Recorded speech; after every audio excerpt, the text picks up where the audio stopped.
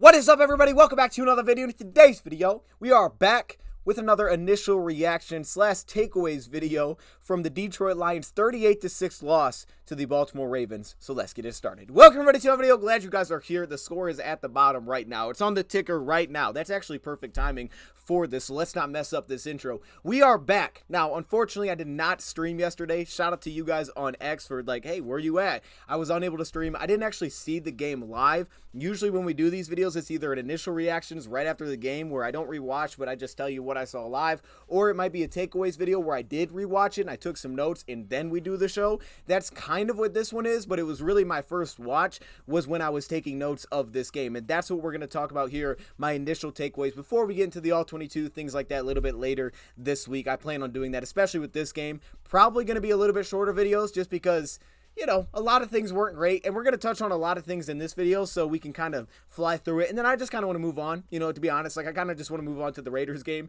after this one, move on to Monday Night Football, because here's the thing. If this was college football, this would be a really big problem. You lose by 32 points, two high-ranked teams against each other, and you lose by 32, that's a problem. You may not come back from this. You may not make the college football playoff now with 2 losses, but it's not. It's the NFL. We play on Sundays mostly. We're playing on Monday this week. That is not the same. It only counts as one. So as bad as it is, as bad as that score is, as bad as the text messages were that I was getting, like, oh my goodness, you're not missing anything, we're getting smoked. Parts that I did see, and I'm like, all right, this doesn't look great. You know me, though. I was optimistic. I saw us down 21-0 right before half, and I was like, you know what? We might come back. I haven't really seen how we got here, but we might just come back.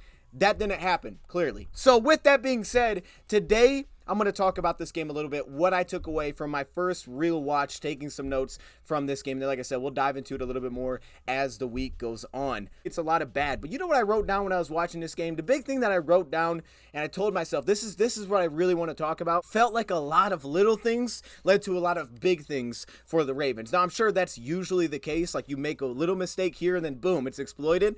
But it felt like in this game, that was the perfect way to sum it up, because every time we seemingly did something wrong, and we did some things really wrong, they didn't miss a pass. There wasn't an incomplete pass. There wasn't a holding. It was like, nope, you made a mistake. Boom, we're hitting a 40-yard play on you. And that's it. That's what continued to happen seemingly over and over. Same thing on offense. It was like, hey, we had a big play. Nope, you held on that play. Back him up. Or, ooh, that guy's open. No, he's not. Like, that's how it felt the entire game when rewatching it on both sides of the ball. And you know the saying? I don't actually know this saying, I'm going to be honest, so hopefully you know the saying. But it's like, hey, it's never as bad as you thought it was. It's also never as good as you remember. It's something like that. That's usually the case. You know, you come fired up like, yo, he lit it up. And then we watched the all-22, and it's like, there's actually a lot of good, but maybe it wasn't that good. And then there's the flip side of it. And I think this was the flip side, because as bad as that score looks, it only counts for one. And on top of that, again, I think it was a lot of little things. And that's just the thing about this game, especially the way the Lions play. You know, you fall into a 28-0 hole. It's going to be very difficult to come back because you're so darn one-dimensional. You have to throw the football at that point. Their defense is cranking up blitzes. They're not even a heavy blitzing team. I mean, they do it, but they're more so creative with how they do it. So now they can crank it up, just rush the passer, and everything just becomes very difficult. And that's what seemed to happen in this game. So I'm going to go through some of my key plays, the ones that I saved that I was like, hey, we got to talk about this, and also some of my key notes, key takeaways from this game. Let's start on the defensive side of the ball here, and this is the first shot play that they hit. Now, this one was a little bit more difficult than I think the others. This seemed to be a pretty good schematic job, and again, we're not getting the all-22, so some of these things I can't really see what's fully happening, but I can kind of assume based on what I can see.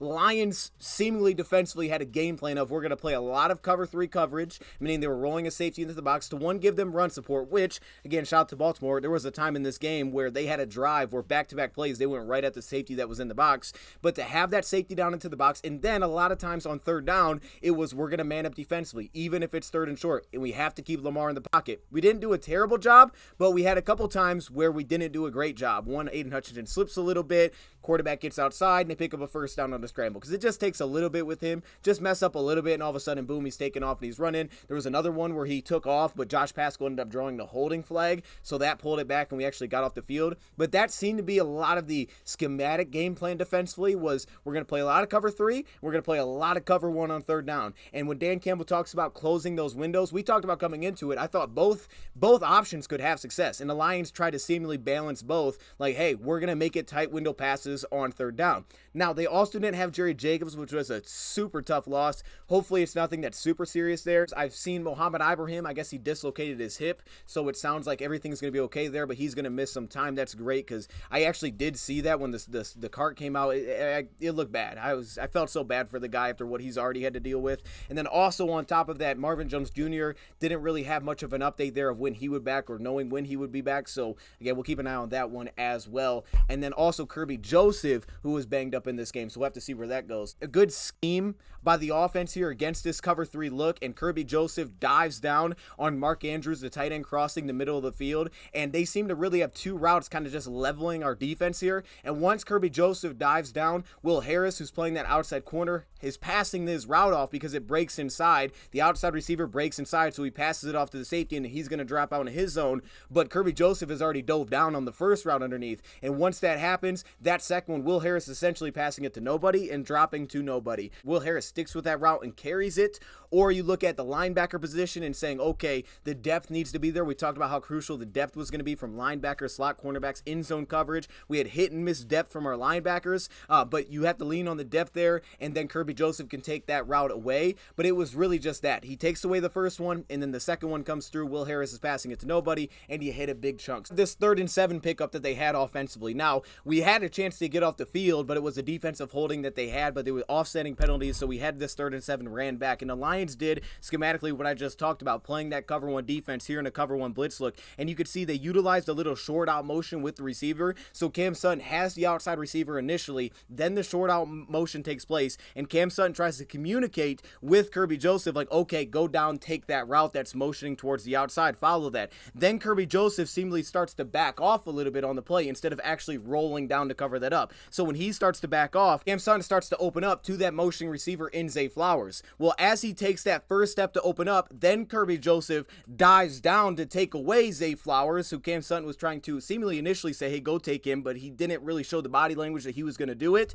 And so Cam Sutton took a step there. Then when it was snapped, then Kirby Joseph drove down to take away Zay Flowers. Now Cam Sutton was a step behind. They run a crossing route. The safety wasn't in a position to make a play, and that's a 3rd and 7 pickup. So again, little thing led to a big chunk and a 3rd and 7 conversion. You can see what the Lions were trying to do, but that little communication, the short motion, good job by their offense, but that creates that big play. We have a 3rd and 3 situation. Now, of course, the quarterback has way too long to throw this football. Hutchinson got a little bit pressure, maybe they're late, but he had just way too long, rolled out of the pocket. But the big thing again here on a 3rd and 3, seemingly was covered up pretty well. We can't see all the players in coverage on this play, but the ball didn't come out into the tight window throw. They wanted to take those away.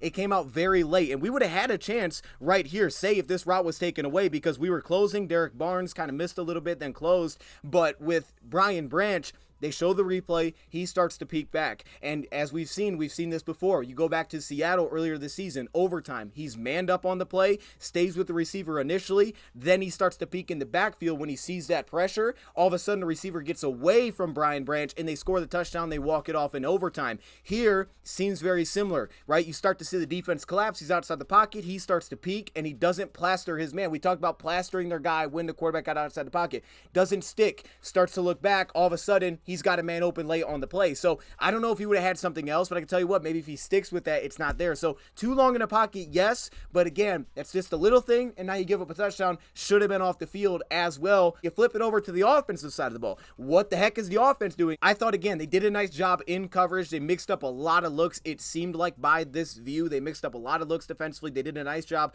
with their blitzing. One thing I will say, way too ineffective on first down early in this game. 3-yard run, 2-yard flat pass because of a pressure, a 3-yard run, and a couple of those I thought Big V maybe lost his block a little bit, and then a drop screen pass. Those were our first 4 first downs in this game. Those were the results, okay? Just not enough. You're getting caught in a second and long immediately. Now you're going positive, which is a positive. 3 yards, okay, it's not great, but you can manage that. Still, though, you would like to see more effectiveness out of first down than that. But you look at the defense, you look at the offense side of the ball in those first 2 drives, what's going on? Well, first off, you get a 2nd and 6 look, and they go cover 3. What did we talk about coming into this game? what were they probably going to do? Try to take away the middle of the field. To me, this was the perfect example. Defense goes cover 3, and they drop out their edge rusher. So now they have an extra edge defender sitting underneath zone. So now you have an extra guy underneath in zone on a 2nd and 6. They're only bringing a 3-man rush. What that does is it clogs up the middle. But what does it leave? One-on-ones on the outside. It's the reason I picked Jameson Williams over in receiving yards. He had more than enough opportunities to hit that. More than enough, especially late in the game. But I'm not even going to get into that. The one that hit off his helmet, or, you know, kind of the hit and miss, their shot play that they try to take into the end zone. But a play like this, you get the one-on-ones on the outside. The thing I'll say about Goff in this game is I thought the decision-making for the most part was pretty darn good. I thought the decision-making was fine. Now, there was kind of the bomb that was intercepted in the 4th down situation where they took away the little whip route. The Lions seemingly try to utilize a lot of whip routes from their outside receivers to try to get open underneath, but they took away Khalif Raymond, so he takes the shot play. Safety rolls on top to play that cover 3 look, and he picks it off. And I could understand, like, if you're trying to throw it towards the cornerback side to keep it one-on-one because the safety's rolling from the opposite direction. So he almost threw it like that, and Jameson just ran like the post route, as I think you would write it up, and he picks it off. But I thought for the most part, decision-making was seemingly fine from what I was able to tell. I know a lot more when I see the All-22, but he had multiple passes, and there was a little bit of a stretch there, I think, specifically like in the second quarter, where there was a stretch of a few passes in a row that just did not come out very well. There was also some tipped passes. One, Sam Laporta, it was tipped early in the game, which got us off the field. But here on a 2nd and 6, the ball seemingly did not come out great. They go cover 3, so you're one-on-one on the outside, runs the comeback route. Not a great ball. At the same time, the pass is still catchable on Stevens. Come up with it. Now, one of the other key takeaways from this game is what Dan Campbell said afterwards about maybe getting some more one-on-one technique work. I mean, you can point towards pass rush at times where things stall out and just getting that work, pass rush one-on-one. I think, honestly, you look at our tackles in this game, you look at us up front, hit and miss here with Big V, Frank Ragnow at times, really across the board there was hit and miss, and you understand you're going to lose some matchups, but seeing that as well. Then he talked about the route running, getting in and out of breaks, beating coverage techniques, like maybe getting back to more of that, which is usually what training camp's about, the one-on-ones, because now you start to lean into the scheme stuff, maybe mixing some of that into practice. And this isn't the best example here. I think the pass probably should have been towards the outside shoulder. Obviously, he couldn't get the inside leveraged off coverage cornerback to open up here as he tries to break down Antoine Green to the top of the route and get back to the ball. But there's other examples that I didn't even save, where like Jameson Williams, Goff seemingly throws it to the outside shoulder. It's a little bit high, but still possibly catchable. We don't come down with the football. And I think it's those little things where it's like, okay, we have to be able to pry this open and get that inside leverage, or the ball needs to hit that outside shoulder. Little things like that where you don't come up with pass, specifically in man coverage. St. Brown, consistently man coverage where we go. Laporta's been that. But some of these other guys, specifically the Jamesons, who's missed some time, and then also I think you look at the Antoine Greens now could be into a bigger role. Those guys especially could really, I think, use some of those snaps. So now you're in a 3rd and 6 situation, and again, here's where you get the sack. 3rd and 6 is not super long, but you still have to get to the sticks, and in this case, you blow another block. I had Big V there, and you give up a sack. The next time, as I touched on, it's a 3rd down stop. You're running this out route to Sam Laporta.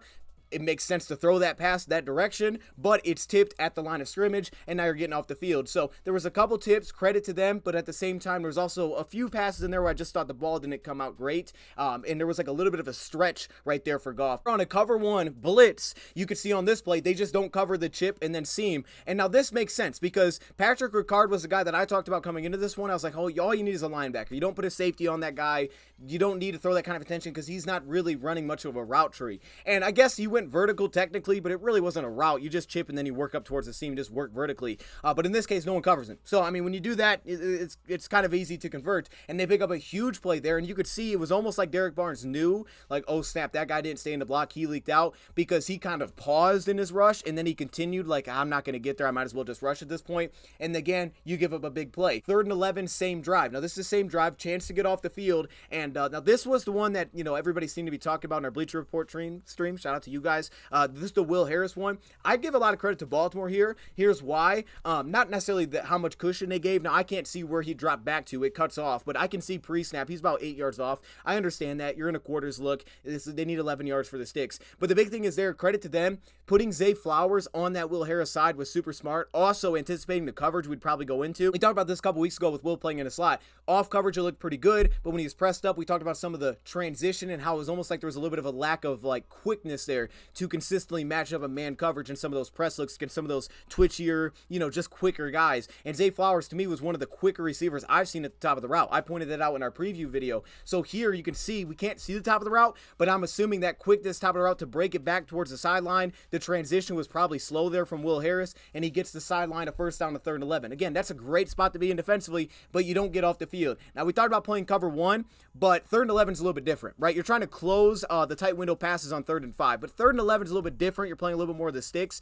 and cover 4 had success. We saw Tennessee had a lot of success. It really just gave up underneath passes, but you had a lot of success in the back end. Another big play, and we're just kind of rolling through them here because I just have a list. Beneath route touchdown. So they run a beneath route. So the opposite side tight end is going to run beneath the line of scrimmage. Now, what I didn't love about this is, one, I didn't see any communication. The Lions are seemingly in another cover 3 look, and I didn't see any communication. When the tight end goes from one side of the line of scrimmage to the opposite side and he attacks Jack Campbell, who's playing as that Sam backer playing on the line of scrimmage, didn't seem like anyone communicated like, hey, this guy's coming that way. No point, nothing. Now, I don't know if it would have mattered, but that was just something that made me think a little bit. Like, there was no communication whatsoever when that took place. Like, hey, he's coming your direction. Jack Campbell takes his first steps upfield with the play fake, and all of a sudden, by the time he sees the beneath route, he's behind on it, and it's a touchdown.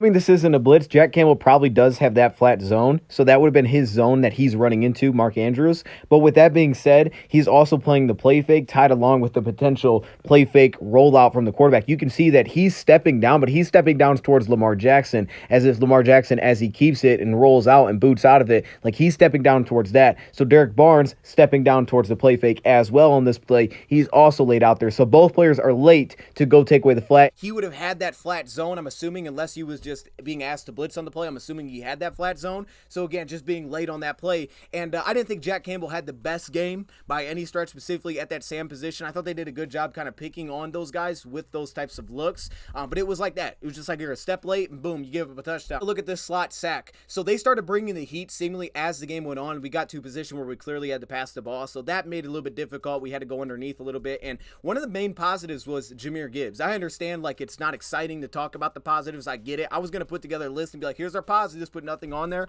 But the point is, Jahmyr Gibbs was a real positive in this game. Obviously, what he did as a receiving back was big time. I thought he was going to be in for a big game. I would have liked to see him get him going a little bit more early in this game. I thought that would make sense. What I loved about Jahmyr Gibbs specifically is that he was taking, passes that were, -2 yards and picking up a yard with it or picking up 3 yards. He was making things happen off schedule. Now, there was the one play where he was tackled in open space. Outside of that, really, he was making extra yards. Like, he was creating a little bit, making a, flat pass or a check down turned into 3 positive yards. It's not great, but it keeps you ahead of the chains, essentially, rather than throwing a flat, I lose a yard, now it's 2nd and 11. 2nd and 7 is completely different. And I thought he did an excellent job doing that. I thought he showed off some real talent in this game. The toss play was beautiful, of course. I mean, first off, they pulled Penei Sewell off the complete opposite side, which is ridiculous, the athleticism of that guy. Josh Reynolds is stepping in and blocking, but Jahmyr Gibbs in space making some things happen. Still between the tackles, I think at times you almost feel like there's a little bit left on the bone. I thought the little bit we got Craig Reynolds involved, he looked good. I would have liked to see him more. There was a 3rd down stop, but outside of that, he had 2 nice runs on a screen. He had a nice run play. I would like to see him maybe a little bit more to mix it up. But again, they were kind of forced out of being able to run the football. But I thought there was a lot of positive with Gibbs. And I also will point out pass protection. There was a specific snap where it was a 3rd down and we were able to get it off to Laporta and keep the drive alive. They ended up calling roughing on the play, so we got the 1st down anyway. But he did step in and took the initial rush well. With that being said, he kind of got off it a little bit late, but his initial post step, boom, laying the lumber, he did a pretty good job there in pass pro. That one specific play when he was asked to stand in there. His receiving ability in this game specifically and what he was making out of the little things is huge. Like, you got to give me a little bit of juice, man. You were a 1st round pick. You were the 12th pick in the draft. I need some juice when I give you the football, right? I need a little extra. And I thought we sort of saw that in this game with a team that statistically doesn't miss a lot of tackles. Now, they didn't have the best game against the Titans, but they don't miss a lot of tackles on the season. So I liked what I saw there. That was one of the key positives for me in this game. But here on the 2nd and 7, again, you like to be more ahead of the chains than that offensively. But this is one of the looks that we talked about where they get creative with their blitzing because they'll bring slots. There was a second half play where they brought a double cornerback blitz and we had to check it down. We tried to set up a play action and boom, you had to check it and just dirt it. Offensively, I thought we did a nice job of trying to get into a rhythm with some of the, the fake toss and we throw the drag route. Some plays like that, we kind of got into a rhythm with the play action, things like that. Again, you kind of taken out of it and you have to drop back over and over when you're down 28-0. We kind of got back in rhythm with that. But with that being the case, when the defense kind of sensed it, they bring the double cornerback blitz. In this case, you know, this one, there's not a ton I think you can do with this one. They drop out the D lineman, they go cover 0 in the back end, but that just means there's no safeties. Doesn't mean there's not zone help. Middle of the field, they drop out their D lineman and they bring the slot. You don't see it coming and you get sacked. Now you're backed up once again. About this one. So this one, you have the cover 3, quarterback rolls out, Cam Sutton dives. Again, you're in a cover 3, you're in a zone. He can't dive. And the big thing about this one is that's the outside receiver on that field. I understand it's the tight end. Maybe he's showing block. Again, he's rolling, so you take attention to Lamar Jackson, but you're that outside third, right? If that's the coverage you're in, he can't dive down. He dives down, and now there's no one behind. There's not going to be anybody behind if he dives down, and he gives up a big play, nearly sets up a touchdown. There's kind of an example of this a little bit later in the game. You had Derek Barnes. If you watch him on this play, lines are going into that cover 3 look, so it's zone coverage, and Derek Barnes is going to step with the swing route on the opposite side of the field. Now, you understand leaning towards, you know, where all the numbers are, but with him stepping that way, this isn't a play action, right? That's just the running back running a swing route. Him stepping that way leaves the zone hole for the slant route right behind them. Sticking with the defense side of the ball, if you go back to the second quarter, as I talked about, I thought there was a stretch of maybe some missed passes. Well, defensively, there was a stretch there offensively where they were going at the safety that was in the box in Tracy Walker. And if you look at those plays, like here would be a good example. We talked about not filling the same gap. And I understand that's difficult with what their offensive line can present and with all the pulling offensive linemen, all the eye candy they give you. But in a case like this, right, John Kaminsky, he's unblocked on the play. He has that gap, and you're going to see Alex Anzalone try to fill the same gap that he's filling. So you don't get anybody off the backside. All of a sudden, boom, this explodes into a big run for the offense with the little read fake taking the attention with Lamar Jackson again on the play. Right before half offensively, to me, this was a big swing because even though, you know, you still would have been down big, even if you got a field goal before half, or then coming out of the second half, you kick another field goal. If you kick the field goal before half, you could come out in the second half. I'm not saying Dan Campbell would have done it, but you could argue, don't go for it on 4th and goal, kick a field goal. We'll make it a 28-6 game, right? Assuming he makes the first. We'll make it 28-6. Doesn't sound great, but it's 3 scores. The field goal then becomes in play in the second half if you were able to get one going in a half. And on the 4th and 15, you hit a big chunk play. You're called for holding. Now you have to punt on the play. And this was probably the best throw we had of the day. It was pretty open, but like the dig route to St. Brown. But again, not getting points there I thought was a killer because then you came out in the second half and it was like, well, now we have to get a touchdown because a field goal does us no good. Scoreboard-wise, it doesn't help us at all. So now you're going for the end zone. And what I didn't like about this one, and I'll have to really break into this more with the All-22, we will, because I know this is going to be kind of blanket, but the point is they're running that red 2 coverage, right? Red zone cover 2, so you kind of just create a wall on the line, on the end zone. And what I didn't love is we seemingly didn't have an answer for it. And we kind of saw this against Green Bay. We won by isolating one-on-one matchups. In this case, we didn't really have an answer trying to spread them out and attack that zone coverage. And for multiple plays over and over and over, they're staying in the same red zone cover 2, it looks like, and we couldn't find an opening in there. And then on 4th down, we try to run basically the Josh Reynolds route that we ran against Green Bay that wasn't thrown, where he's trying to show that he sits down and then leaks back up towards the seam, and we try to go right over top of the backer. Backer doesn't really bite, plays good coverage, covers it up, and actually nearly comes up with an interception, but gets the pass break up essentially in the end zone. And you could see it was the same kind of design. That's fine. They covered it well. Credit to them. But you want to see maybe more answers to that kind of look that we got defensively, because that's the second time I've seen that now with Green Bay giving us some problems there. And then this team playing seemingly the same coverage, giving us some problems there with back-to-back throwaways. One of them was a pressure. Frank Ragnow gave up on the play. Now, in the third quarter, again, was the little things that was killing us. I thought we were pretty inconsistent in terms of the front 7 in this game, just some of the reads that we had from linebacker play. That's kind of, I thought Alex did some good things for sure, but I just felt like it was inconsistent. And a play like this, for example, so you're going to see that on this one, it looks like Derek Barnes has Patrick Ricard as the play starts. Then Patrick Ricard motions away from him to a cover 1 look. Now, all of a sudden, Derek Barnes is covering the same guy as Tracy Walker. They're both just running with that play, right? No one's dropping out. So now all of a sudden, Alex Anzalone has the tight end come over to his side. He seemingly picks that up, but now no one is manned up with the running back. If you're playing man coverage, everybody's got to be accounted for. Now no one's accounting for the running back on the play.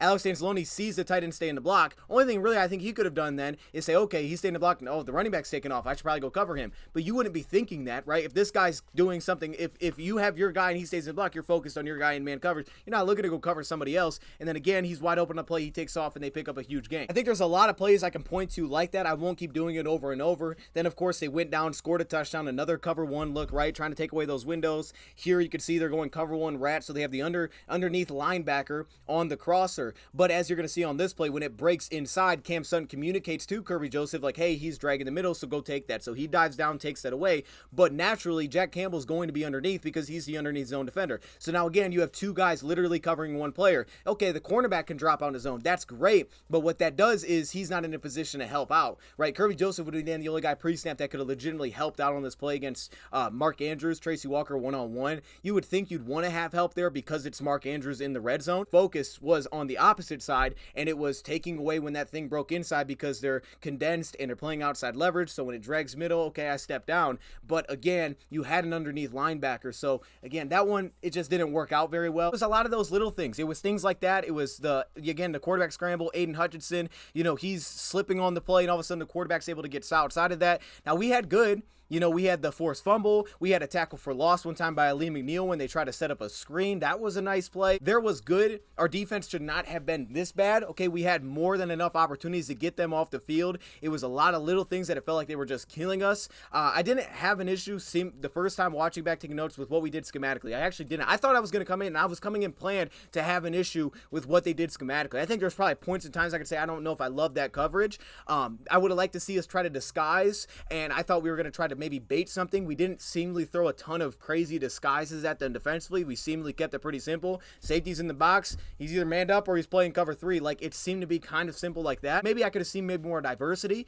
but we had opportunities. We just didn't make the plays. We would be a step late. Offensively, you'd love to see more efficiency on first down, finding a way to get more efficient. Offensive line was kind of up and down, I thought, in the day. And as I touched on earlier, I think the one-on-one work would be really helpful, especially with the offensive line, defensive line. Maybe it helps them just kind of lock in a little bit, maybe hone in some of the technical side one-on-ones. But as I said, decision-making I thought was fine for the most part. This is what I liked from Gibbs here. I thought this was a great decision from Goff. Sees the blitz coming, safety rolls down, they're going into zone, but he quickly gets it out into the swing pass to Gibbs. That way he has an opportunity to pick up the first. He makes a nice grab, does the rest. I thought this was a good decision, a nice little play here. Justin Madubuike gave us some problems occasionally. Washington gave us a little bit of problems. Again, I thought Goff didn't throw the best passes in a stretch there where it could have been very helpful, but he didn't throw the best passes just in terms of the way the ball came out. As the game went on, I thought he looked fine, but I thought his decision-making was fine, but the ball just wasn't coming out great, and we left some plays out there. We had multiple drops. We had some easy drops. St. Brown had one. We dropped the screen. We dropped the slant. We dropped the shot play. I mean, a lot of those would have came when the game was kind of over as well, but the point is, man, it just wasn't clean, and it felt like everything, there was always something to it. Like, you thought you had something good, nope, there's something to it. Whether that's a flag or it's like, oh, you had something good, oh no, you ran into the punt returner. Like, that started it off right away. I was like, wait a minute, you ran into the punt returner, and once you see that, you go give up 7 and then you get a 3 and out and you punt it and you run into the punt returner. It just feels like one of those games where, man, this is just not going to go well for us today. So overall, it just makes me more fired up because, one, I'm excited to watch the game again, and that's Raiders Monday Night Football. I'm still fired up. I mean, we're 5-2. We have a chance to go 6-2 into the bye. That's a incredible record. We have an incredible opportunity right in front of us this week. We get an extra day, which is great. Okay, that should help us a little bit as well. As this was, I still think there was some positives, but there was a lot of things that weren't. This feels like one of those where you just kind of want to just toss it away, like they said in the past, like kind of just burn it, just bury that game film, just throw that thing away and let's just move on to the next. Okay, we didn't play that well in this one, let's just move on. And I'm not worried. I do think there's things that we could add. We talked about trade ideas, so definitely go check that out. It's on Bleacher Report right now in the app under my page. We did a trade ideas type of video, so if you want to go see us talk about some potential options, definitely go check that out because the trade deadline is approaching in 8 days. We'll probably talk about it a little bit more over here. But with that being said, I'm not like super worried or anything like that. I don't know, maybe that's just me. I'm just not worried. I understand why you would be. Completely makes sense. But I do think that, you just look at it, it was little things. And it's just like, yep, that's just, we didn't make a play there. So with that being said, I'm still fired up. This was a rough week. We'll go from there. Let me know your thoughts, comments below. Thank you for watching.